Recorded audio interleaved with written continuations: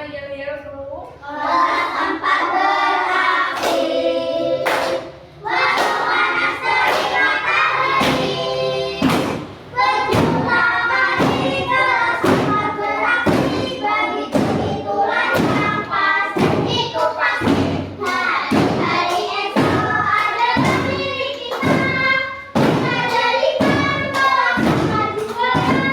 Dengan semangat yang luar biasa untuk membanggakan SD kita. Marilah kawan-kawan kita nyanyikan lagu kelas 4. Marilah kawan, mari kita nyanyikan sebuah lagu lagu kelas 4. Kelas 4. Mandiri, kreatif, cerdas, ceria. Nah, tepuk tangan. Nah, anak-anak, untuk hari ini, pagi ini kita akan membuat keyakinan kelas kita. Apa itu keyakinan kelas kita? Keyakinan kelas kita itu adalah sifatnya itu abstrak daripada peraturan yang lebih rinci dan konkret. Keyakinan kelas berupa pertanyaan-pertanyaan yang universal. Pertanyaan keyakinan kelas itu senantiasa dibuat dalam bentuk positif. Jadi nantinya tidak boleh ada kata tidak, jangan, terus dilarang, itu tidak boleh. Misalnya, kalau aku pengen tuh apa itu keyakinan kelas kita itu jangan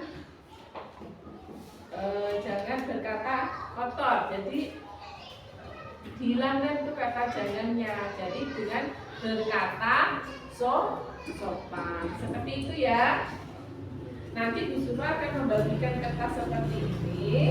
Nanti kalian tulis sesuai dengan apa yang ingin kalian tulis di sini sesuai dengan keyakinan kelas. Nanti kita tempel bareng-bareng. Terus kita sepakati keyakinan kelas apa saja. Sudah ditempel ya. Nah, yuk Amar bisa. Ya, gak apa-apa. Terus saya lihat punyanya siapa nih tadi? Alvaro. Ayo silakan duduk. Alvaro tadi menginginkan sebuah keyakinan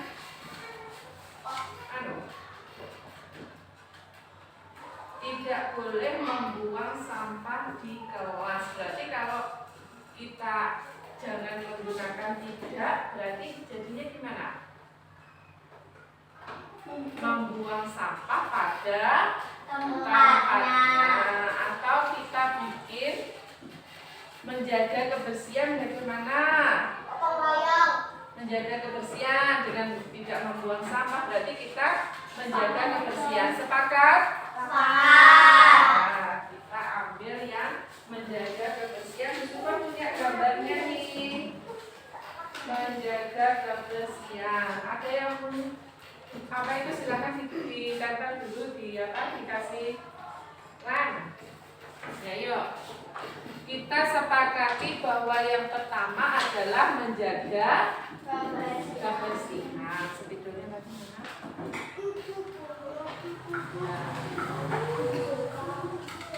Yang pertama menjaga kebersihan.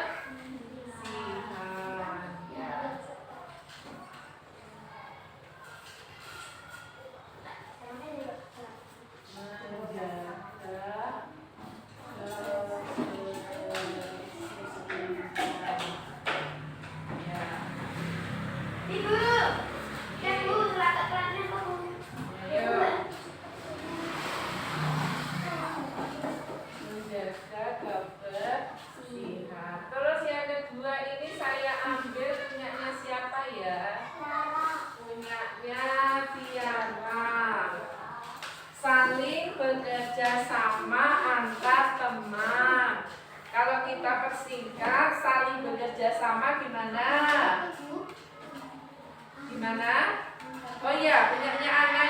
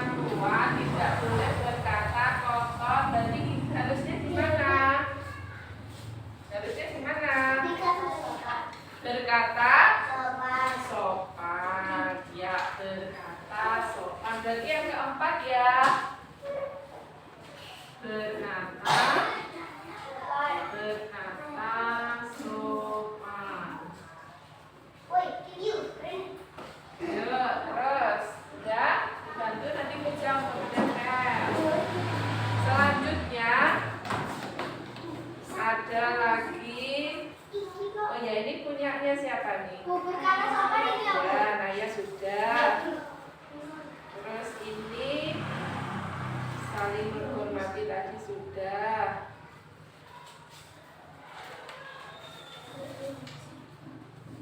Terus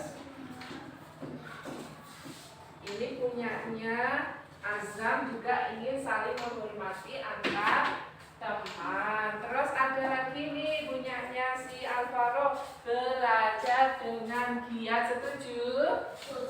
Berarti kita harus punya semangat belajar. Bagaimana kalau semangat belajar? Setuju? Oke. Yang kelima,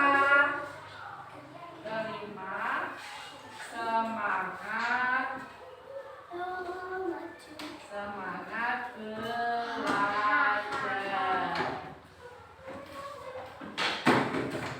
Dan ya silakan ditempelkan semangat belajarnya. Ya, sekarang terus apa lagi nih? Ya maka kita pengen ya menjadi sifat yang bahagia. Ini Tiara ini bersikap bahagia. Kalau diambil bahagia saja bagaimana? Setuju? Setuju. Ya, bahagia. Yang keenam adalah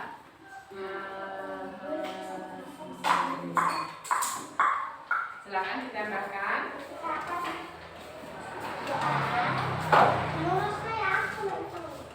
Boleh? Ya.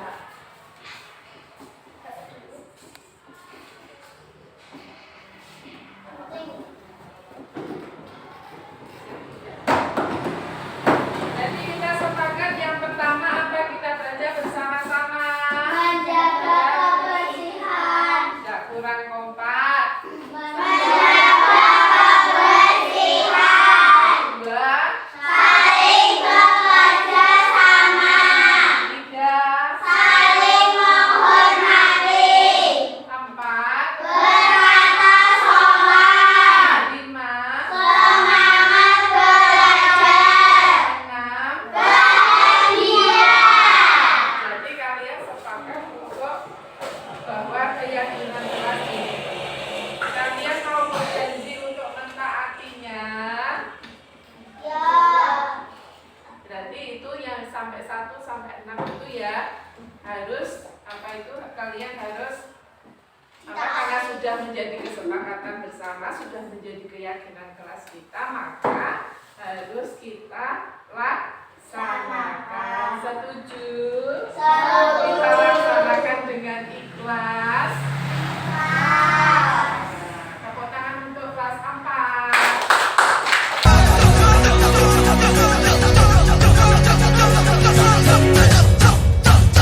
Kita belajar Pancasila, kita bernafas dalam sila-silanya. Kita belajar Pancasila, ayo kita jaga untuk Indonesia. Kita belajar Pancasila, kita bernafas dalam sila-silanya. Kita belajar Pancasila, ayo kita jaga untuk Indonesia.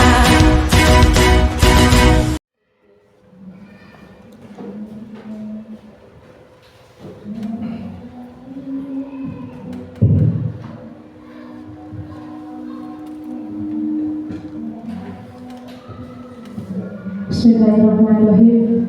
Assalamualaikum warahmatullahi wabarakatuh. Waalaikumsalam warahmatullahi wabarakatuh. Alhamdulillahirrahmanirrahim. Assalatu wassalamu ala asyrofil anbiya'i wal mursalin wa ala alihi wa sahbihi ajma'in.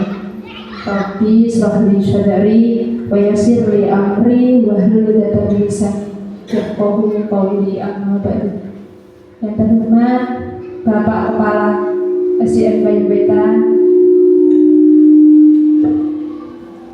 yang saya hormati Bapak Ibu Guru SDN Bayu Wetan yang berbahagia. Pertama-tama, marilah kita panjatkan puji syukur kehadirat Allah Subhanahu wa Ta'ala karena pada pagi hari ini kita bisa berkumpul dalam keadaan sehat walafiat.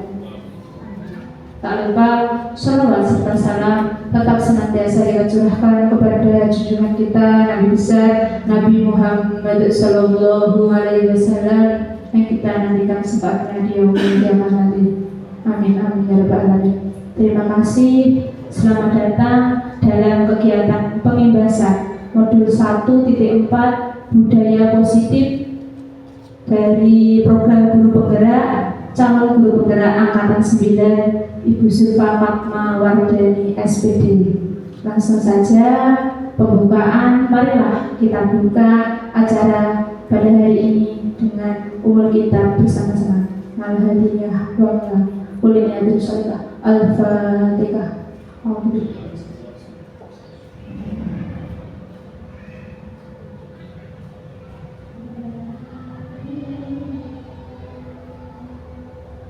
Amin, amin ya rabbal alamin. Acara yang kedua, sambutan Bapak Kepala SDN Bayu Wetan kepada beliau Bapak Sutikno SPD, dipersilakan. Bismillahirrahmanirrahim. Assalamualaikum warahmatullahi wabarakatuh.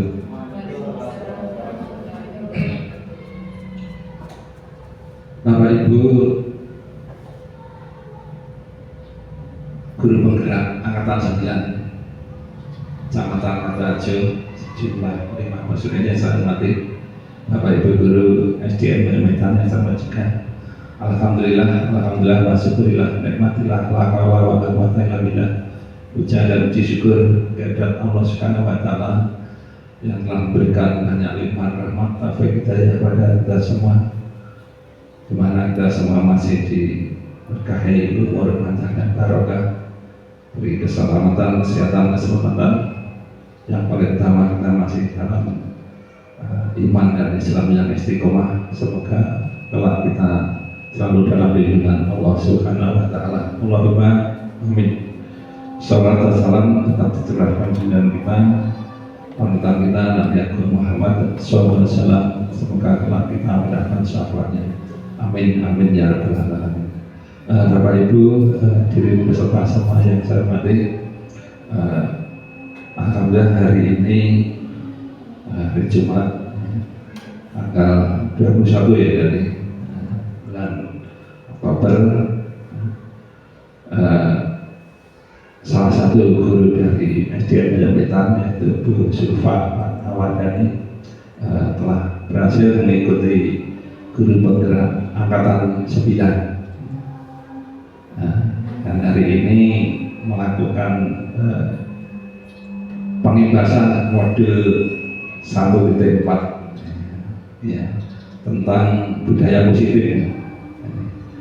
Alhamdulillah, semoga nanti kegiatan berjalan lancar, aman, barokah, manfaat bagi kita semua mulai awal sampai akhir. Allahumma amin. Terima kasih Bapak Ibu semuanya atas partisipasinya, dorongannya. Alhamdulillah guru SDN Bayu Wetan ini sudah ada 2 ini yang mengikuti guru penggerak. Dengan adanya guru yang sudah lulus guru penggerak angkatan 7 akhirnya bisa menggerakkan, karena motonya guru penggerak itu kalau tidak salah bergerak, tergerak dan menggerakkan. Ya, yang mula-mula dulu tergerak akhirnya bergerak, dan ini menggerakkan teman-temannya, salah satunya Bu Sulfa ini bisa mengikuti guru penggerak angkatan ke-9 bersama teman-teman Kecamatan Martajo sejumlah 5 orang. Alhamdulillah ini masih mudah-mudahan semuanya dan nanti bermanfaat ilmunya, barokah untuk panjenengan semuanya. Allahumma amin. Dan ini informasi ini guru Bayu Wetan ini juga nanti sudah menggerakkan lagi angkatan ke-10 Bu Anes, mudah-mudahan nanti lolos untuk seleksi berikutnya ya. Kita doakan semuanya berkah, lancar, barokah, amin ya. Kita dulu Alhamdulillah ini guru penggerak ini waktunya persingkat yang dulu angkatan 1 sampai 4 setelah itu selama 9 bulan, sekarang tinggal 6 bulan. Kalau tidak salah sudah berjalan 3 bulan, untuk separuh Kak Profesor. Ini ya. Nah, 3 bulan sudah modul 1.4. Modulnya ada berapa? 3 modul. 3 atau 2? Ini baru modul 1.4. Ya. 1.4 ini modul 1 yang terakhir. Ya. Nah, setiap modul nanti harus diimbaskan. Iya. Nah, insya Allah nanti bergilir. Ya. Untuk itu saya sekali lagi mengapresiasi, mengucapkan terima kasih Bu Sulfa sudah mengikuti guru bergerak ini. Memang ini programnya pemerintah, mau tidak mau yang memenuhi syarat nanti terus selalu dicari sampai selesainya semua yang mengikuti persyaratan mengikuti guru bergerak. Ya, ini yang tidak memenuhi syarat sing TNS ini ada sekolah ini TNS ya, kalah ya. Itu yang mudah-mudah ya, alhamdulillah semuanya sudah bergerak dan bisa menggerakkan. Dan saya sendiri merasakan dengan adanya guru bergerak memang banyak inovasi pembelajaran, banyak variasi, tidak monoton pembelajaran seperti zamannya saya, zaman Pak Edi dulu. Ya. Guru-guru yang lama itu pengajarannya monoton, tapi guru yang baru banyak inovasi untuk pembelajarannya sesuai dengan tuntutan zaman hari ini. Ya.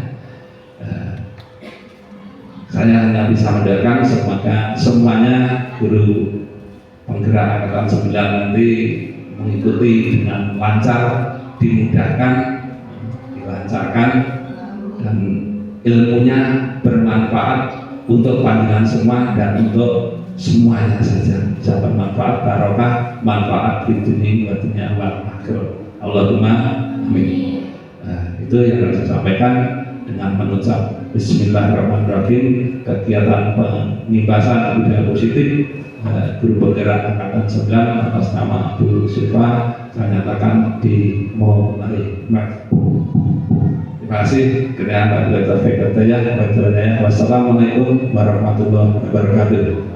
Waalaikumsalam warahmatullahi wabarakatuh. Terima kasih atas sambutan yang diberikan dari Kepala SDN Bayu Wetan. Acara selanjutnya pengimbasan modul 1.4 budaya positif oleh Bu Sulfa Fatma Wardani SPD. Demikian dari saya. Jika ada kurang lebihnya saya mohon maaf yang sebesar-besarnya.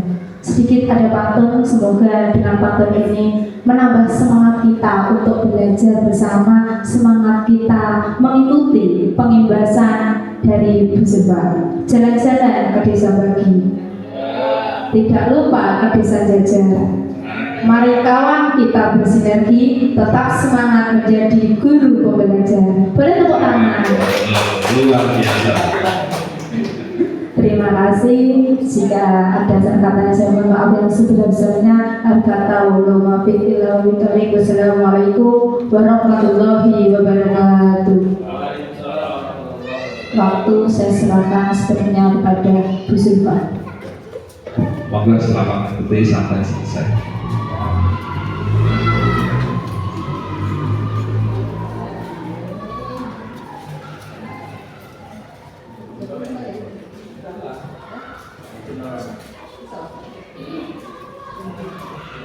Assalamualaikum warahmatullahi wabarakatuh.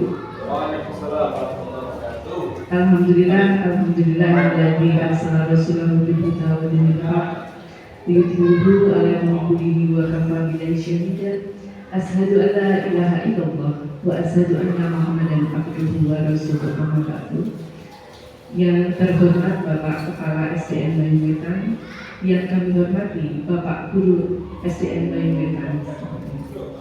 Pertama, marilah kita panjatkan puji syukur kita kehadirat Allah Subhanahu wa Ta'ala yang telah memberikan rahmat serta hidayahnya kepada kita sehingga kita bisa menghadiri acara pada pagi hari ini dengan keadaan sehat walafiat. Amin ya rabbal alamin.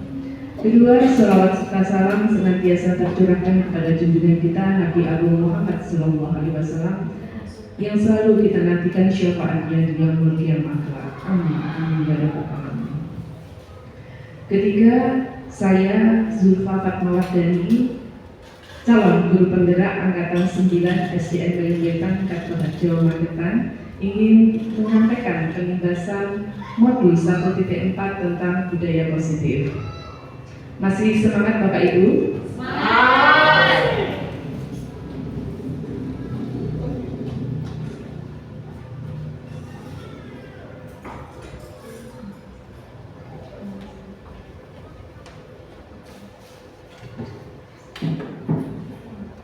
Salam bahagia Bapak Guru hebat. Saya juga ada sedikit pantun. Dari Madura sampai Papua, pulangnya membeli semangka. Selamat datang Bapak Ibu semua. Terima kasih atas kehadirannya. Ya, terima kasih. Masih semangat Bapak Ibu? Untuk lebih semangat, saya ada ice breaking sedikit. Silahkan Bapak Ibu perhatikan gambar yang akan tampil di layar. Sudah tampil? Nanti Bapak Ibu dikasih waktu selama 20 detik untuk memperhatikan gambar yang ada di layar. Kemudian mari kita jawab pertanyaannya setelah melihat gambar selama 20 detik. Sudah siap? Siap. Ketutupan Bu. Oh, iya.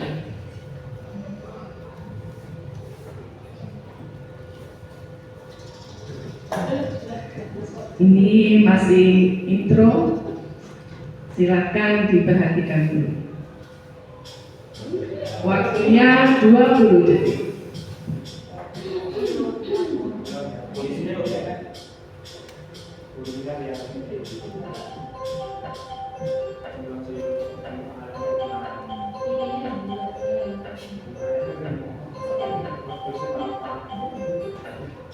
Ya, waktunya habis.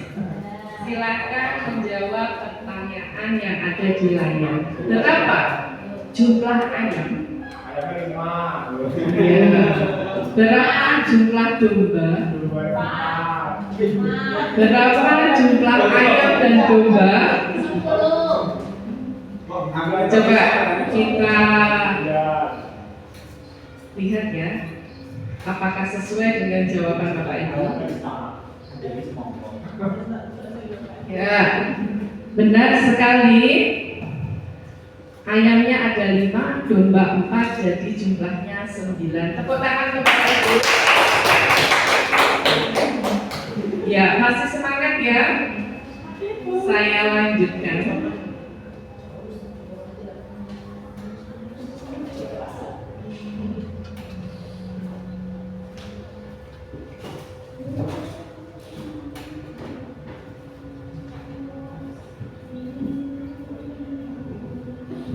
Sebelum memasuki budaya positif, saya akan memaparkan sedikit tentang filosofi pendidikan Ki Hajar Dewantara. Bahwa pendidikan itu menuntun. Pendidikan yaitu menuntun segala kodrat yang ada pada anak-anak agar mereka dapat mencapai keselamatan, kebahagiaan yang setinggi-tingginya baik sebagai manusia maupun sebagai anggota masyarakat. Pendidikan sesuai kodrat alam dan kodrat zaman. Konsep pendidikan dan pengajaran sangat relevan dengan kodrat alam dan kodrat zaman yang mengiringi kehidupan anak-anak. Artinya, pendidikan yang diberikan menyesuaikan dengan kondisi lingkungan atau potensi anak. Selain itu juga harus mengikuti perkembangan zaman. Pendidik harus mampu memberikan pendidikan yang sesuai dengan kebutuhan anak pada zamannya, dengan memperhatikan potensi diri anak. Kemudian pendidikan budi pekerti. Budi pekerti merupakan keselasan atau keseimbangan hidup antara cita, rasa, dan karya. Peserta didik dilatih memahami kemampuan diri, mengelola diri sehingga terbentuk kesadaran sosial. Peserta didik mampu berdiri dan dapat membuat keputusan yang bertanggung jawab. Kemudian tujuan pendidikan menurut Ki Hajar Dewantara menuntun segala kodrat yang ada pada anak untuk mencapai keselamatan dan kebahagiaan yang setinggi-tingginya sebagai manusia maupun anggota masyarakat. Namun tetap harus memperhatikan kodrat alam dan kodrat zaman. Diharapkan anak tumbuh dengan baik di era globalisasi atau di era abad 21. Namun tidak tercabut juga dari akar kebudayaannya yang bermuara kepada profil pelajar Pancasila. Kemudian tentang budaya positif itu sendiri. Budaya positif di sekolah yaitu nilai-nilai dan kebiasaan di sekolah yang berpihak pada peserta didik agar mereka dapat berkembang menjadi pribadi yang kritis, penuh hormat, dan bertanggung jawab sesuai profil pelajar Pancasila. Konsep inti budaya positif, perubahan paradigma belajar disiplin positif, nilai-nilai kebajikan, kebutuhan dasar manusia, motivasi perilaku manusia, posisi kontrol guru, keyakinan kelas, dan segitiga restitusi.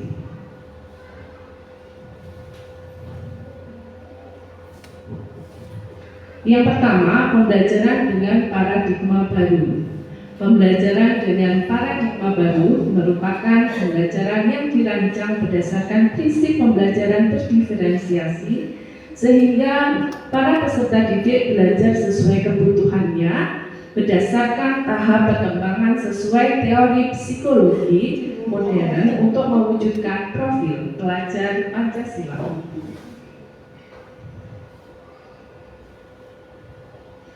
Untuk membangun budaya yang positif, sekolah perlu menyediakan lingkungan yang positif, aman, nyaman agar murid-murid mampu berpikir, bertindak, dan mencipta dengan merdeka, mandiri, dan bertanggung jawab. Lazimnya, disiplin terkait dengan kontrol, dalam hal ini kontrol guru dalam menghadapi murid.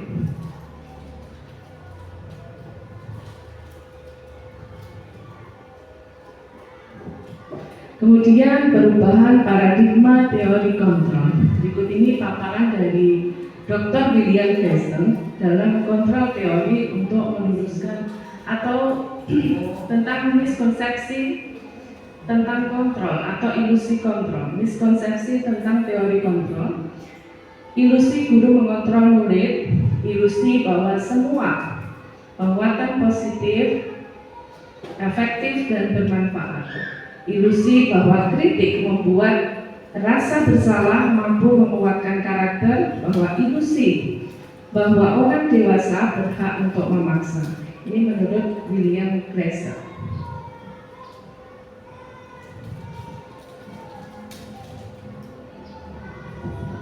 Selanjutnya, mengubah paradigma stimulus respon ke pendekatan teori kontrol. Yang pertama, stimulus respon. Realitas atau kebutuhan kita sama, tapi menurut teori kontrol, realitas atau kebutuhan itu berbeda. Semua orang melihat yang sama, tapi untuk teori kontrol melihat orang yang memiliki gambaran berbeda. Stimulus respon, kita mencoba mengubah orang agar berpandangan sama dengan kita. Menurut teori kontrol, kita berusaha memahami pandangan orang lain tentang dunia. Selanjutnya, perilaku buruk dilihat sebagai suatu kesalahan. Menurut teori kontrol, hanya Anda yang bisa mengontrol diri Anda. Selanjutnya, saya bisa mengontrol orang lain. Anda bisa mengontrol orang lain. Pemaksaan ada pada saat rujukannya gagal. Kolaborasi dan konsensus menciptakan pilihan-pilihan yang baru. Kemudian menurut stimulus respon, model berpikir menang atau kalah. Tapi menurut teori kontrol, model berpikir menang.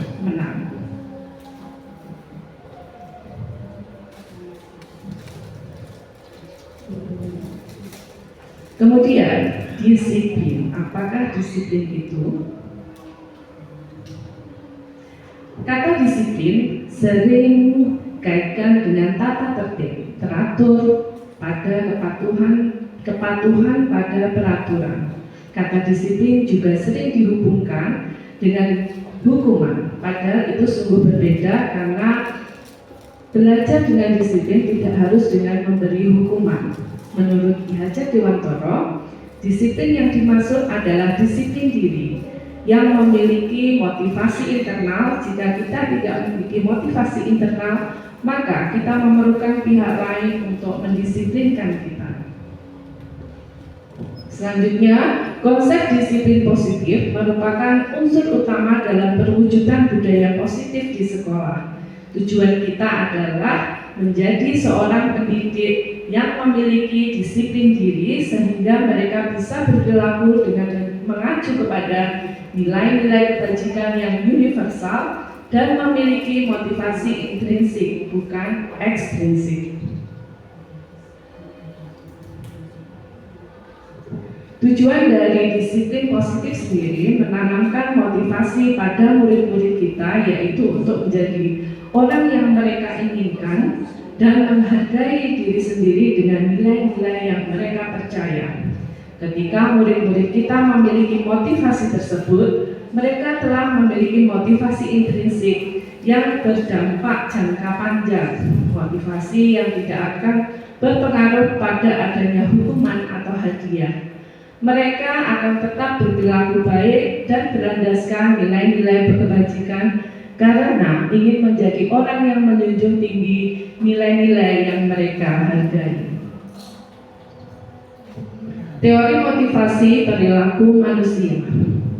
Motivasi eksternal untuk menghindari ketidaknyamanan atau hukuman, untuk mendapatkan imbalan dari orang lain atau institusi. Maka bagi seorang guru perlu menanamkan motivasi internal yang merupakan tujuan dari budaya positif untuk menghargai diri sendiri, menjadi insan yang sesuai dengan harapan kita.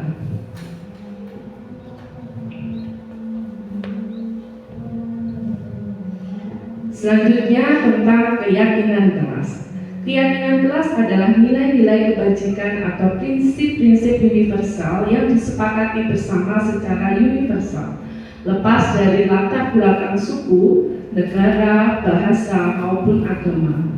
Menurut Gosen, suatu keyakinan akan lebih memotivasi seseorang dari dalam, yaitu motivasi intrinsik. Seseorang akan lebih bersemangat untuk menjalankan keyakinan daripada hanya sekedar mengikuti serangkaian peraturan.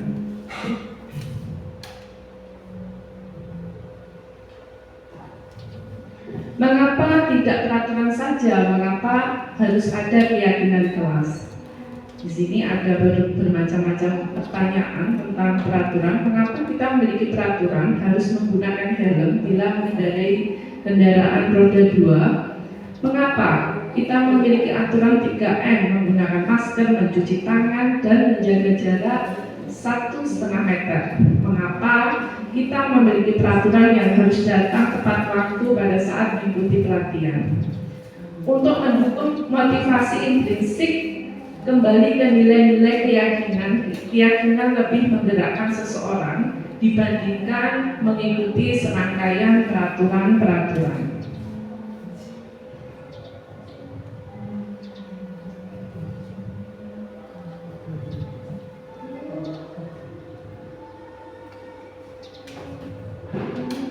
Membentukkan keyakinan kelas. Keyakinan kelas bersifat abstrak daripada peraturan, yang lebih rinci tentunya dan lebih konkret. Keyakinan kelas berupa pernyataan-pernyataan yang universal.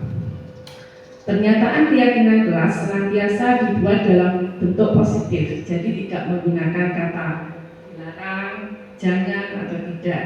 Semuanya menggunakan kalimat positif. Keyakinan kelas hendaknya tidak terlalu banyak sehingga mudah diingat dan dipahami. Semua warga kelas sebaiknya ikut berkontribusi dalam membuat kegiatan kelas lewat curah pendapat dan bersedia meninjau kembali keyakinan kelas dari waktu ke waktu. Jika menurut sudah tidak relevan atau mungkin ada penambahan, maka kita harus meninjau kembali.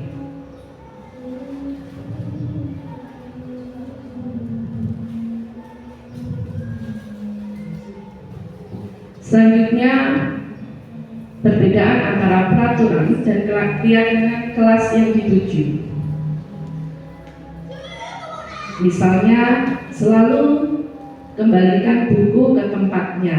Keyakinannya kelas yang dituju adalah berupa tanggung jawab. Dilarang mengganggu orang lain. Keyakinan kelas yang dituju saling menyayangi. Selanjutnya, hadir di sekolah 15 menit sebelum pembelajaran. Berarti keyakinan kelas yang dituju adalah tepat waktu, komitmen pada tujuan. Dilarang melakukan kekerasan, menghormati orang lain, keselamatan. Dilarang menggunakan narkoba, karena keyakinan kelas yang dituju adalah kesehatan. Bergantian atau menunggu giliran. Keyakinan yang dituju adalah menghormati orang lain dengan kesabaran. Menggunakan masker, kesehatan dan keselamatan. Jangan berlari di kelas atau di koridor. Keyakinan kelas yang dituju adalah keselamatan dan keamanan. Kemudian ini contoh pembuatan keyakinan kelas yang sudah saya sampaikan. Seperti ini, pertama guru menjelaskan dan siswa menulis hal-hal yang diharapkan. Kedua, siswa menempel segala sesuatu yang diharapkan. Selanjutnya, guru dan siswa merangkum keyakinan kelas untuk dijadikan sebagai kesepakatan kelas. Selanjutnya, guru dan siswa merasa senang dan berkomitmen untuk mematuhi keyakinan kelas. Di sini ada video.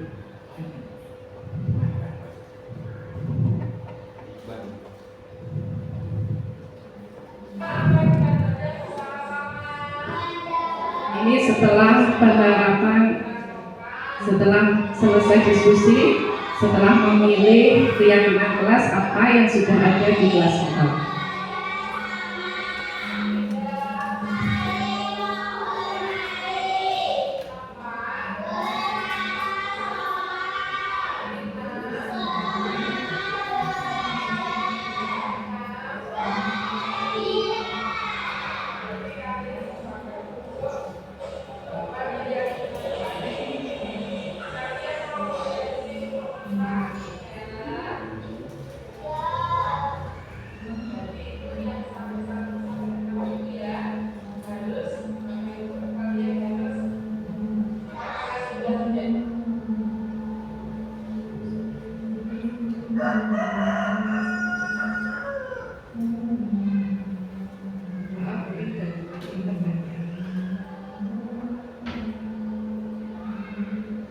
Saya lanjutkan.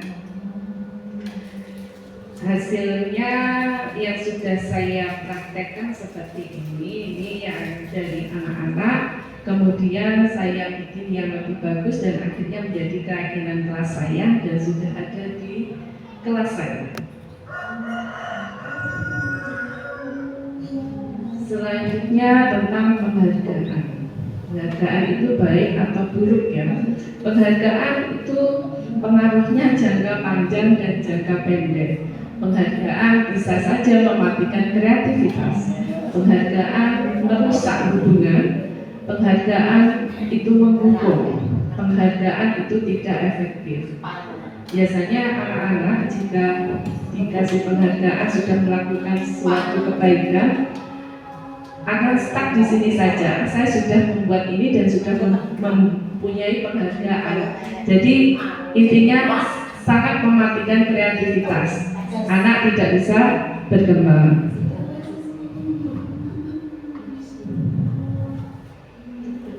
Selanjutnya ini ada bermacam-macam tindakan guru. Menurut Bapak Ibu ini termasuk hukuman atau konsekuensi. Yang pertama, mencatat 100 kali di dalam buku kalimat dengan kalimat saya tidak akan terlambat lagi. Ini dikarenakan peserta didik terlambat ke sekolah. Menurut Bapak Ibu, hukuman atau konsekuensi?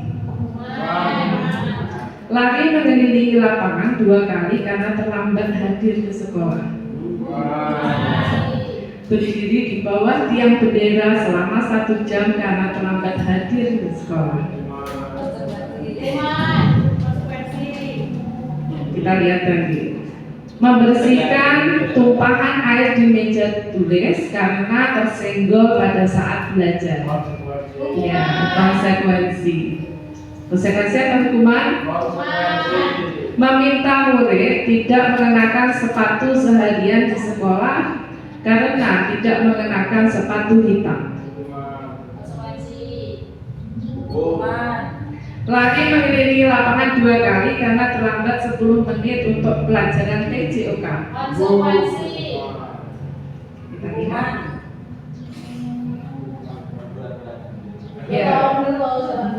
Ya, lari mengelilingi lapangan itu termasuk konsekuensi karena masih dalam pembelajaran PJOK. Menggantikan kertas tugas teman yang telah dicoret-coret merupakan konsekuensi. Membersihkan tumpahan air di meja karena tersenggol pada saat belajar itu merupakan konsekuensi. Kira-kira lebih efektif dengan hukuman atau konsekuensi? Menurut Bapak Ibu? Biasanya kalau sudah menjadi keyakinan kelas yang sudah disepakati, konsekuensinya apa, ya itu yang harus dijalankan.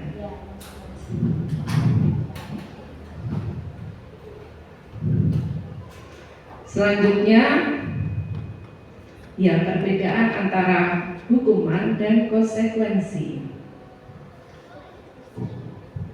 Kalau hukuman sesuatu yang menyakitkan dan harus terjadi, membuat anak itu sakit fisik maupun hati, jadi mentalnya juga ya, dalam jangka waktu yang lama.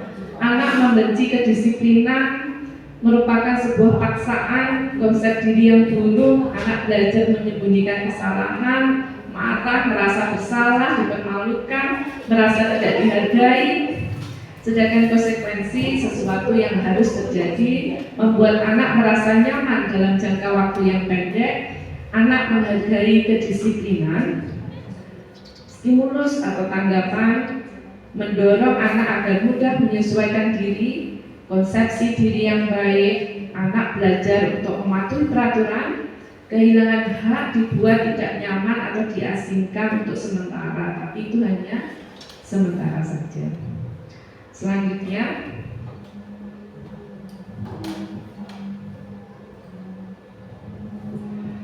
kebutuhan dasar manusia.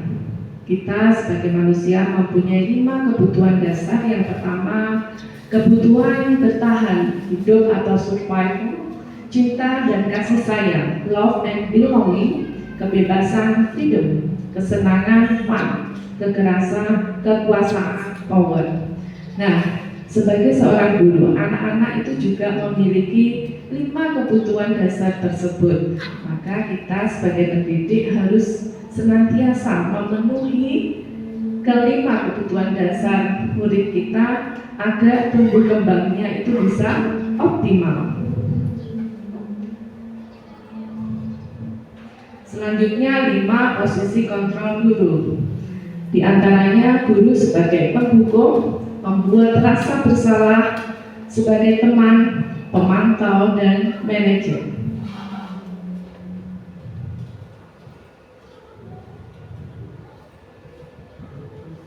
Lima posisi kontrol guru. Yang pertama yaitu menghukum atau penghukum. Seorang menghukum bisa menggunakan hukuman fisik maupun verbal.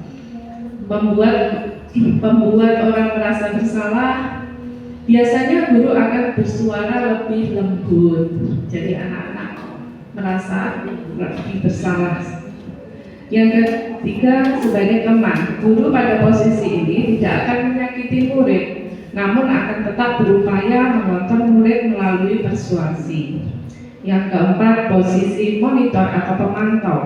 Memonitor berarti mengawasi setiap tindakan yang dilakukan murid.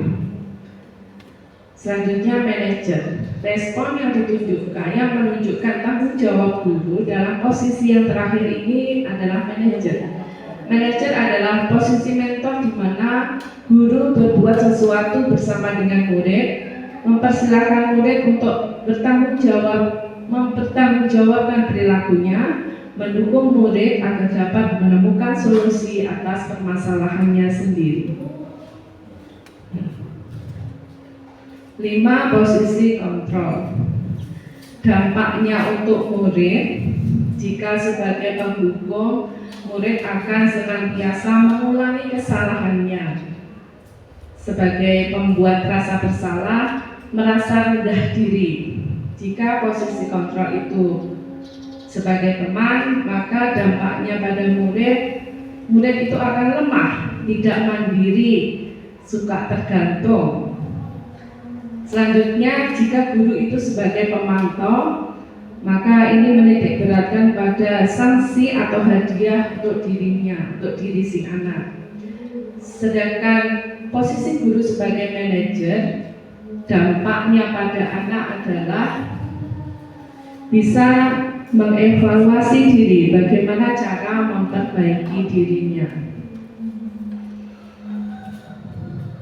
Kemudian posisi kontrol guru menurut Gossan, jika guru itu sebagai penghukum, maka motivasi anak yang berkembang adalah motivasi ekstrinsik. Begitu juga dengan pembuat rasa bersalah, teman, dan pengontrol. Sedangkan posisi guru sebagai manajer, motivasi yang berkembang untuk anak adalah motivasi intrinsiknya. Selanjutnya, apakah itu restitusi? Restitusi adalah suatu proses menciptakan kondisi bagi murid untuk memperbaiki kesalahan mereka, sehingga mereka bisa kembali pada kelompok mereka dengan karakter yang lebih kuat. 9 ciri-ciri restitusi. Yang pertama, bukan untuk menebus kesalahan, namun untuk belajar dari kesalahan, memperbaiki hubungan. Tawaran bukan paksaan. Restitusi menuntun untuk melihat ke dalam diri. Restitusi mencari kebutuhan dasar yang mendasari tindakan. Restitusi fokus pada karakter, bukan tindakan. Restitusi fokus pada solusi. Restitusi mengembalikan murid yang berbuat salah pada kelompoknya. Kemudian ada segitiga restitusi. Segitiga restitusi itu di dalamnya ada yang pertama, menstabilkan identitas. Berdasarkan prinsip membuat kesalahan adalah sebagian dari proses pembelajaran, menggeser identitas gagal menjadi identitas sukses. Yang kemudian, validasi tindakan yang salah. Berdasarkan prinsip setiap perilaku berupaya memenuhi suatu kebutuhan tertentu, guru akan bergeser dari pemikiran stimulus respon menjadi proaktif. Menggali dan mengakui kebutuhan murid akan memperbaiki hubungan dengan murid. Selanjutnya, menanyakan keyakinan. Murid akan diberi pertanyaan-pertanyaan yang bermakna untuk memunculkan motivasi secara intrinsik, sehingga murid mampu mengaitkan keyakinan dengan tindakan yang salah. Murid akan memperbaiki hubungannya dengan murid. Kemudian, contoh penerapan segitiga restitusi.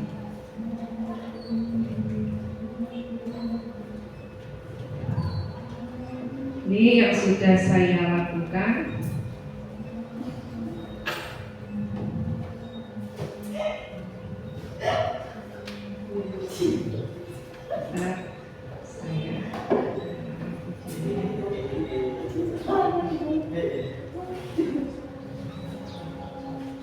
Contoh penerapan segitiga restitusi.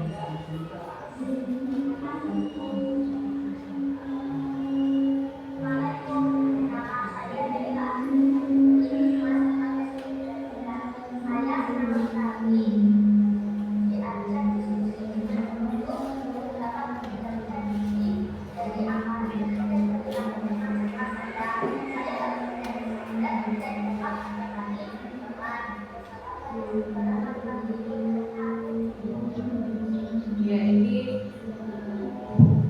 Bapak Ibu, ini adalah segitiga restitusi yang pernah saya lakukan di kelas 4.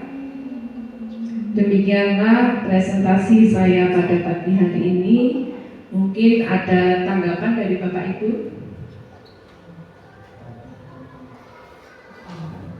Ya, silakan Bu Nurul.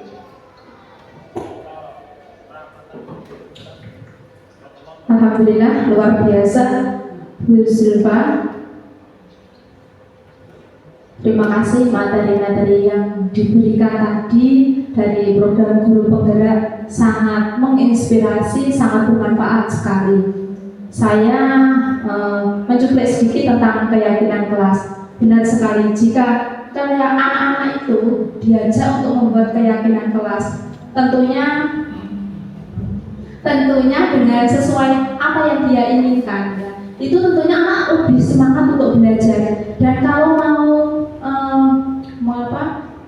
melanggar, itu pasti dia juga akan tahu konsekuensinya sendiri. Dan dia jika dikasih bukan hukuman ya, konsekuensi, pasti dia akan menerima karena dia yang membuat sendiri seperti itu daripada peraturan. Saya sangat setuju sekali dan jempol pokoknya. Terus kalau untuk selanjutnya, saya senang sekali tentang 5 kebutuhan dasar murid. Nah, murid itu berarti harus dipenuhi kebutuhannya. Jika adalah salah satu yang tidak dipenuhi, maka juga tidak akan seimbang. Nah, itu menjadi PR untuk saya sebagai seorang guru untuk berlatih apa kebutuhan anak-anakku yang belum terpenuhi.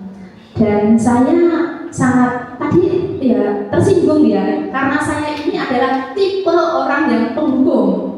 Tapi setelah tadi menonton dari pengibasan dari Bu Zulfa, ternyata penghukum itu tidak baik dampaknya kepada siswa.